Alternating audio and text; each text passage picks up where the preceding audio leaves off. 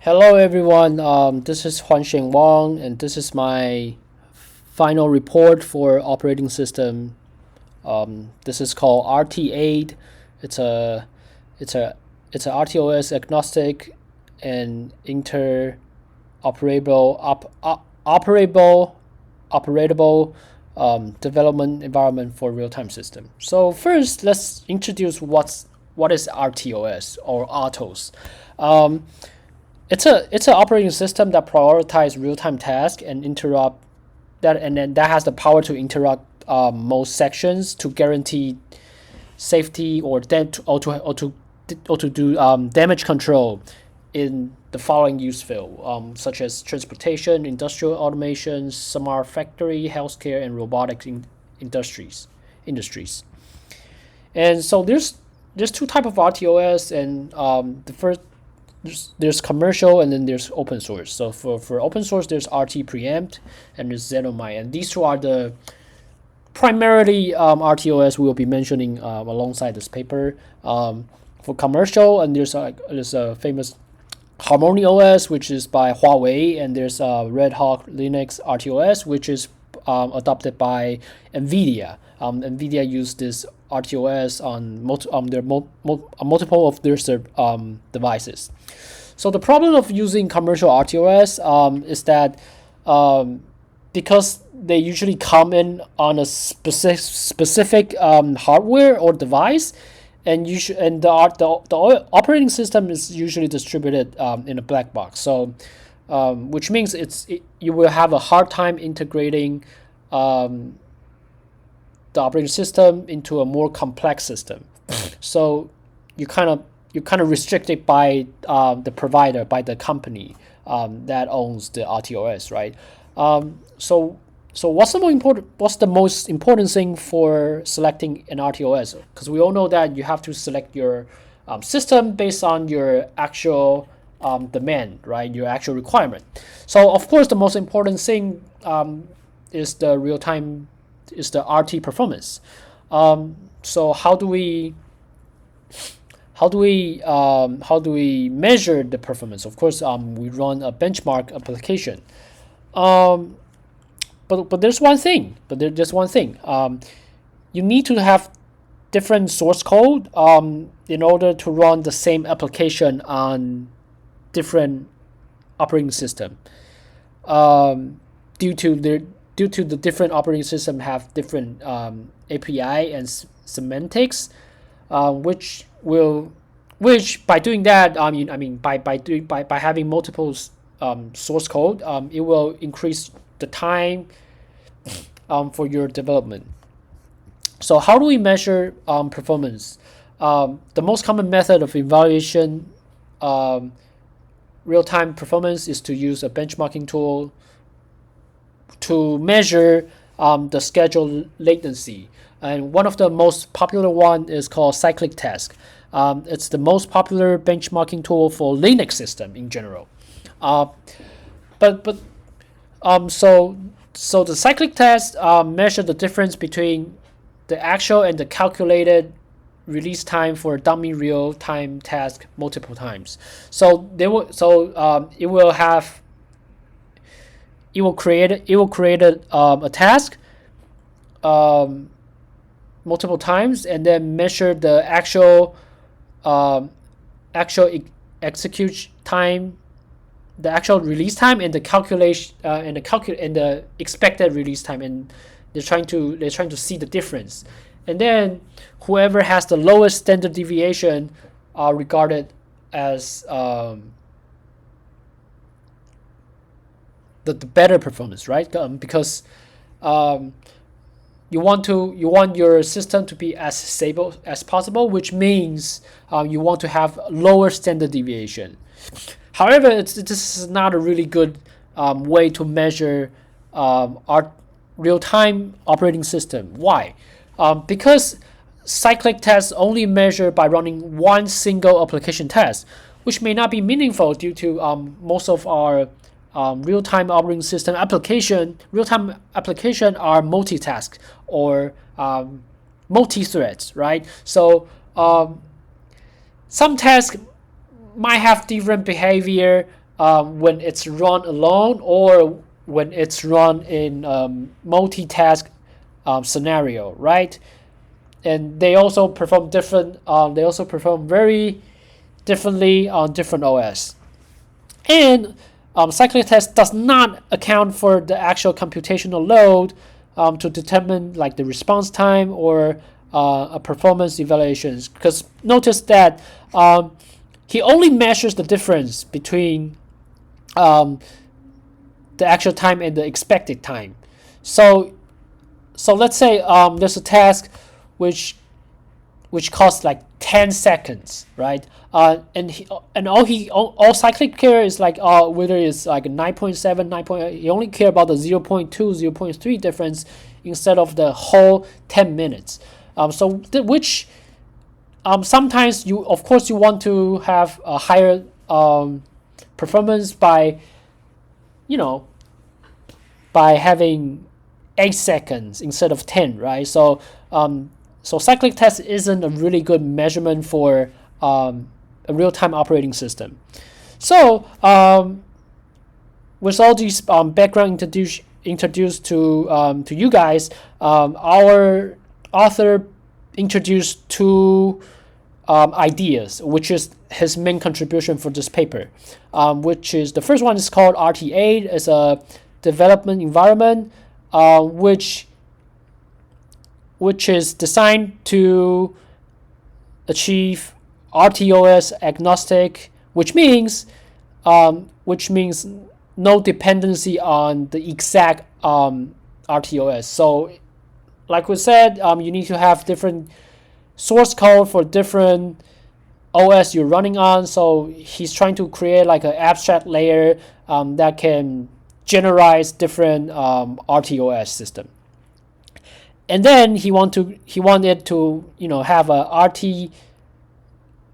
and non-RT interface, which users can implement non-RT library onto an RT OS. And in order to do that, you will need like you need a interface you need an API interface for them to connect those libraries. And then third, he wanted to be able to do a performance evaluation. He wanted to be able to do a performance evaluation because you can only do the performance evaluation if you're running on the same standard, right? Same application, same hardware stuff. So by having an RT-OS agnostic structure and a generalized API interface, and you can do the performance evaluation. And then the second idea the author introduced is called RT-PI, which is the real-time performance index. It's an evaluation matrix that evaluate the performance using the average of these three following things, which is the determinants and the predictability and the timeliness. So let's talk a little bit more about RT-AIDE. So there's already some similar stuff on the research field already, but none of them actually does everything our author wants. So there's a real-time is a real-time development environment. Okay, I mean the reason they're included is because they're the real-time development environment. But are they RTOS agnostic? You can see some of them aren't. And do they have RT and RT interface? Some of them doesn't, right? And do they support performance evaluation? Only a few of them does. So you can see the RT-AIDE, which is the idea structure our author introduced, is the only development environment that satisfied all four of these functionalities, right? So let's talk more about RT-AIDE. Let's talk. It's a software architecture, just like an OS. It's a totality of so basically it's a OS evaluation implementing software architecture, and especially for real-time operating system. So there's 5 layer, which is RTOS layer, middleware layer, task wrapper layers, application layers, and performance evaluation layers. So for the first layer, which is our RTOS layer, so you can see down here, you can have different RTOS in here. We use Xenomai and RT preempt as example, but in reality you can use any RTOS you want as long as you have the related implementation, which is like the library or we should say the core modules, right? So the middleware layer. So there's 2 stuff right here, which is the first one is the real-time middleware, and then there's the real-time middleware implementation. So this right here, the implementation is actually like libraries or like the headers and stuff. So which is basically what you need to run the RTOS, and then the RTML is just the RTMW is just it's a Python-based kernel detector which detect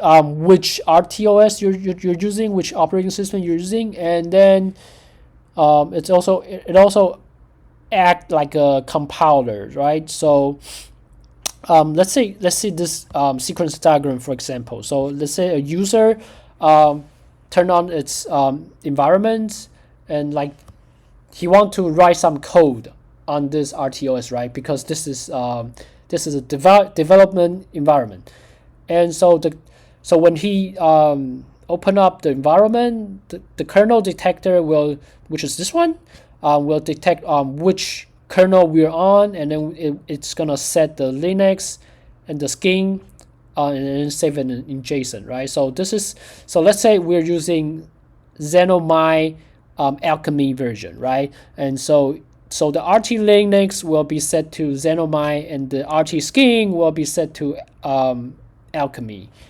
And then when we compile, and then when we build our application, and then we want to compile it, right? So the compiler will read the configuration JSON.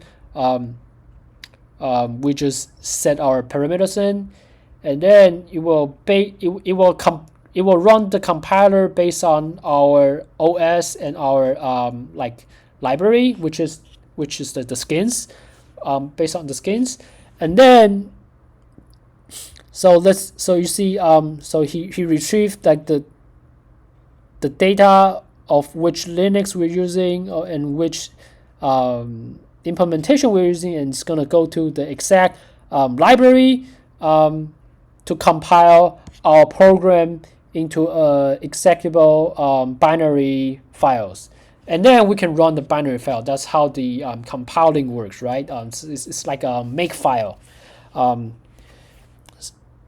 systems. So next we have a task wrapper. Task wrapper, we have 2 library. The first one is called core library. So it's for task generation, it's for time management and stuff. And then we have ITC library, which is the intertask communication library, which includes something like mutex, semaphore, message queue. This is what we learned in our operating system class. Is very important to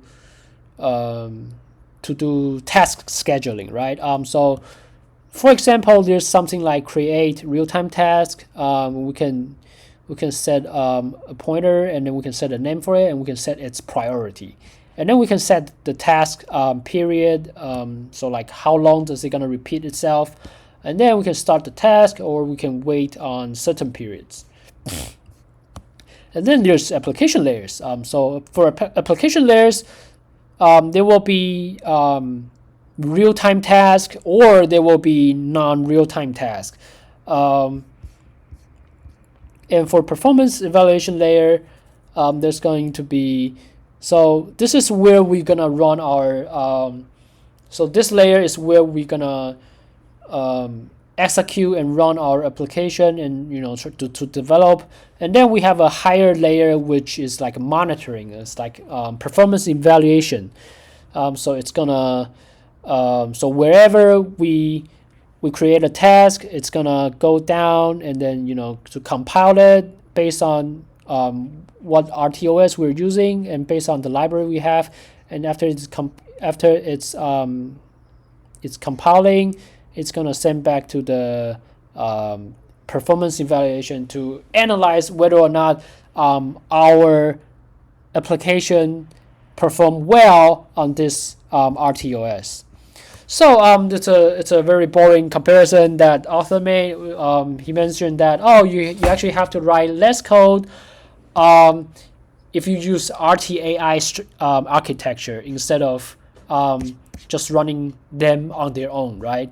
So if you want to compare these three, you can either write it just on RT-AIDE. You only need to write 94 line of codes, or you can write all these combined, which is like 450,000 line, which is like 5 times of that.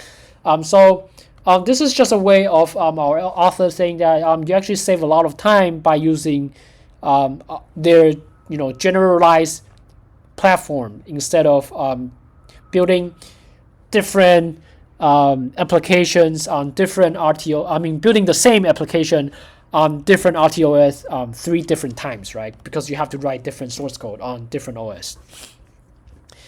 And then there's something called interoperable components, such as ROS. So ROS is like the robotic operating system. So sometimes we want to. So let's say for different purposes, there's an open source group which maintain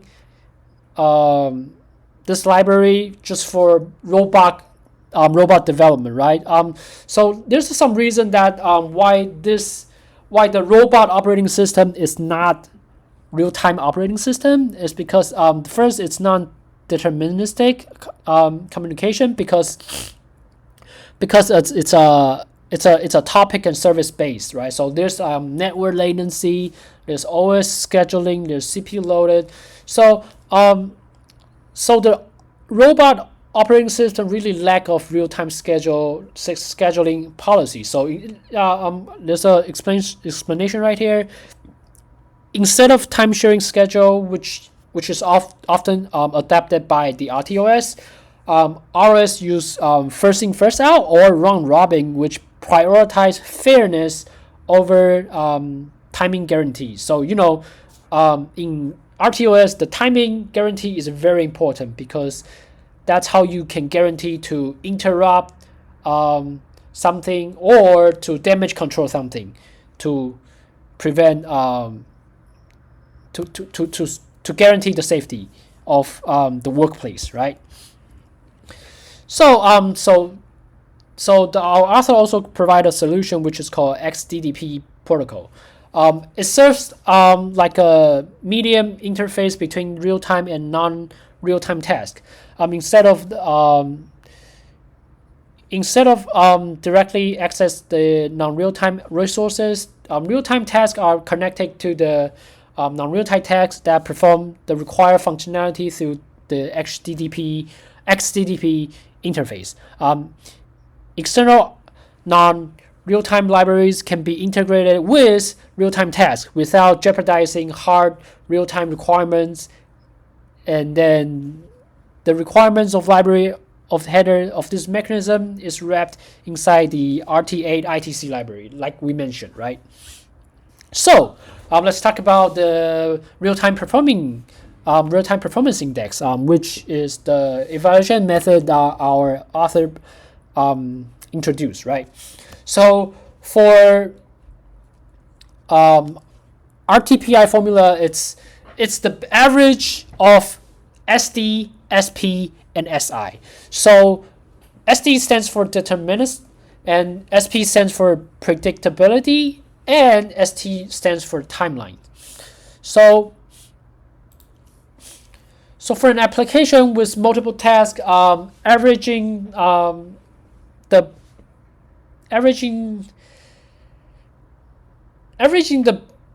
RTPI of each task is just not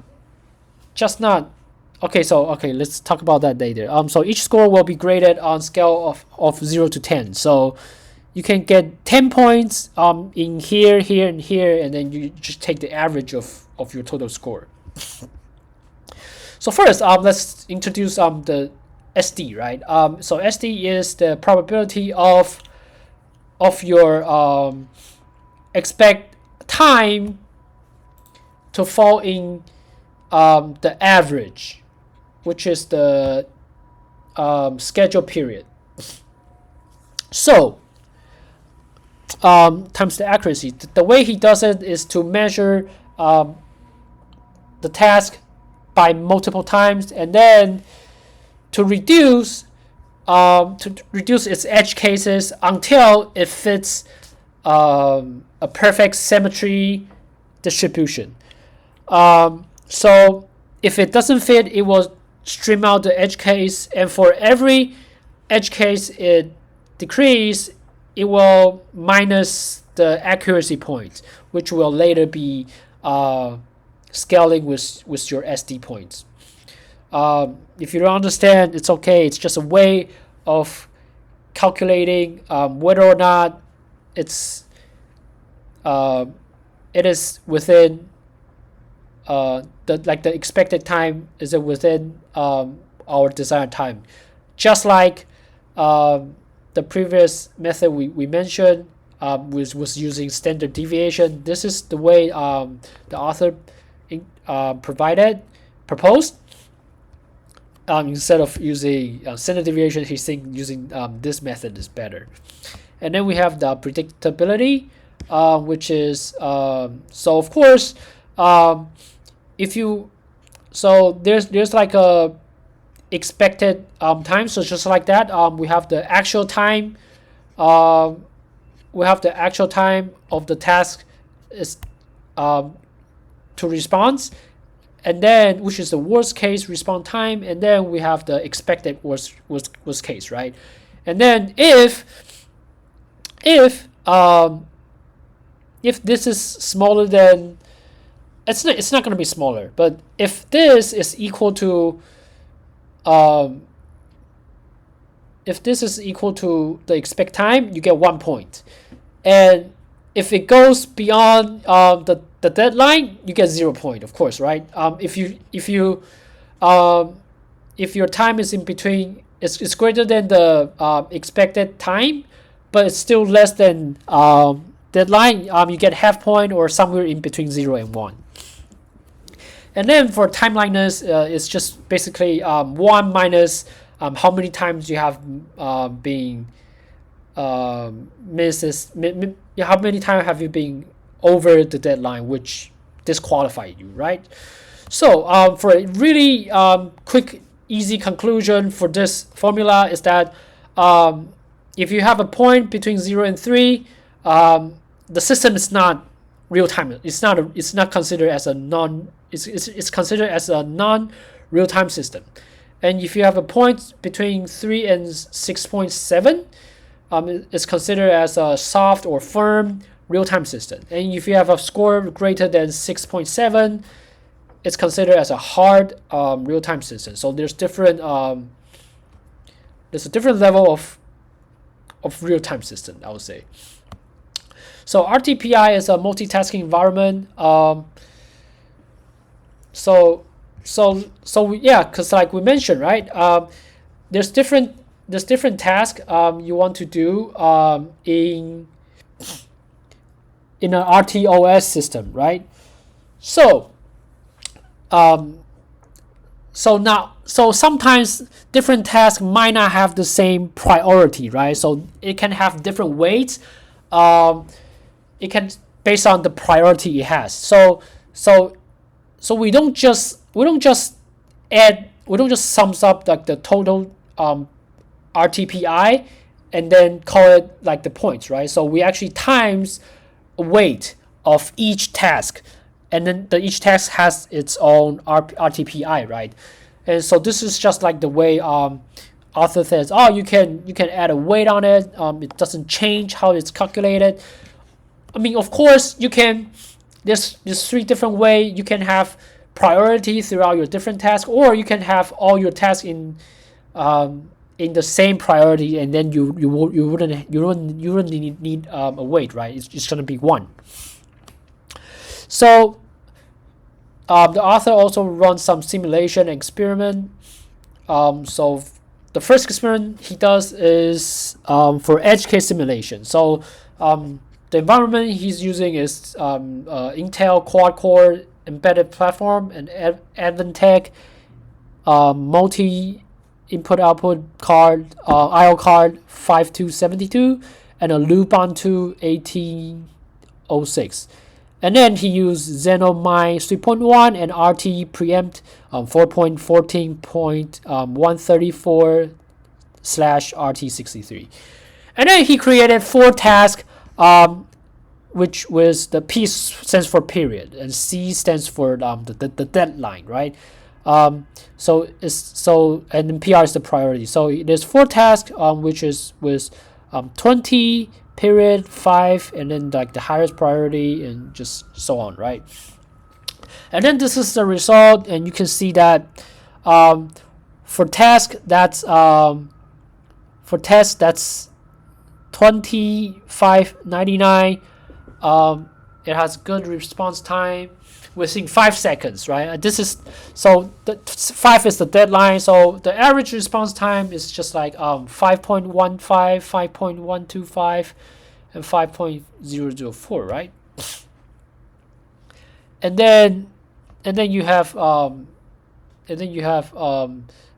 80, which this has a lower priority. I mean, this has a lower priority, so you can see the response time went a little bit up, above 10, and this is not the deadline.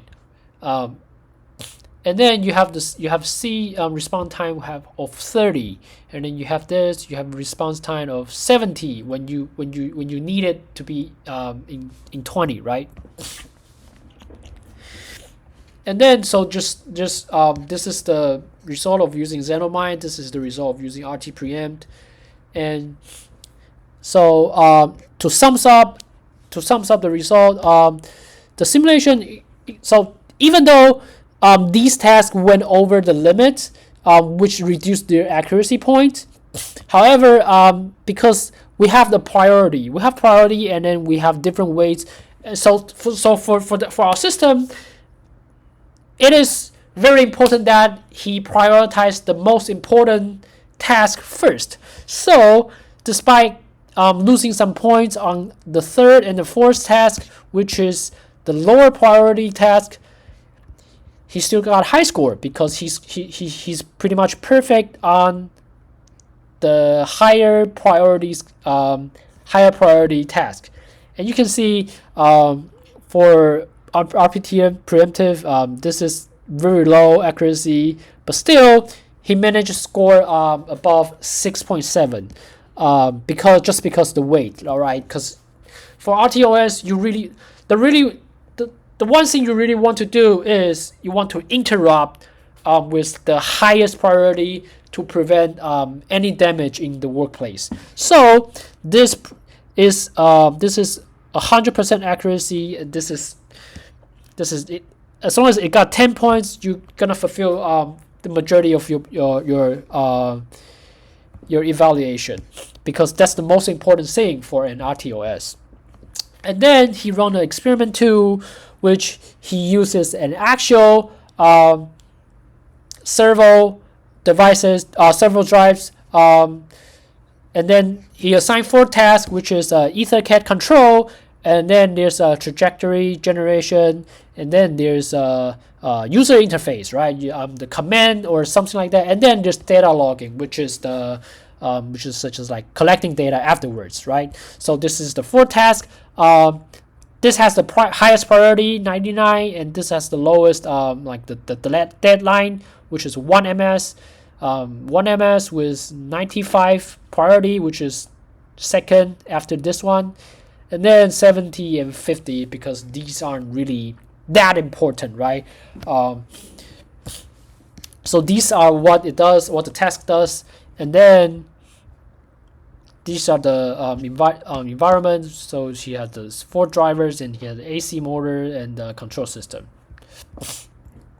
And then we can see the result here, right?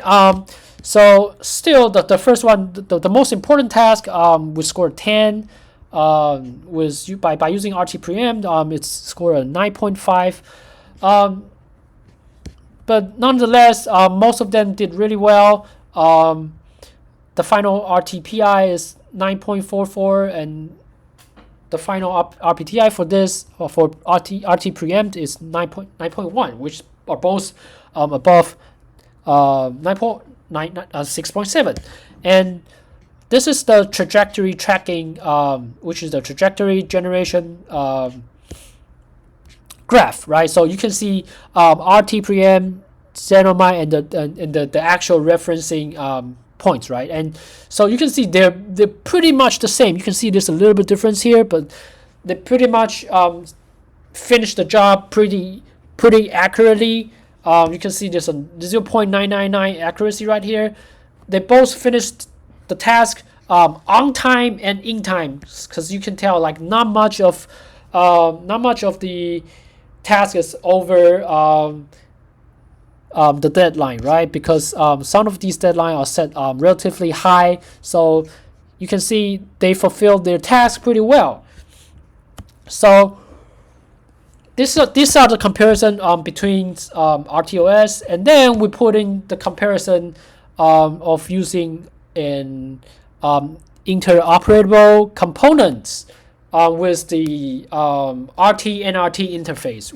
Of course, we use robot operating system, and then we can see the accuracy drops a lot. I mean, the points drops a lot because there's by switching content, by switching kernel mode and user mode, there's a slightly overhead, so it kind of it does not really satisfy the time efficiency, so it loses some point right here. But still, you can see running an ROS onto the RT-AIDE system, it is still satisfied as a proper hard RTOS system.